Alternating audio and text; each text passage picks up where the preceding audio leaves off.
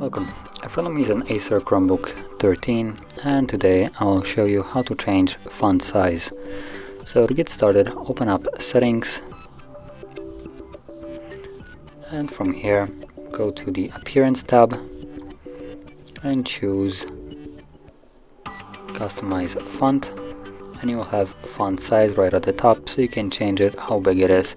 It looks like it's set to 16, but you can make it way bigger, as you can see, and also smaller. Now this is a little bit too small, honestly, so I'm gonna go back to default, but that is basically where you will find the option to change this.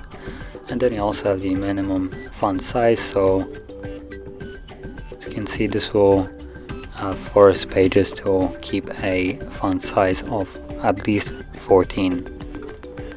So if you found this very helpful, don't forget to hit like, subscribe, and thanks for watching.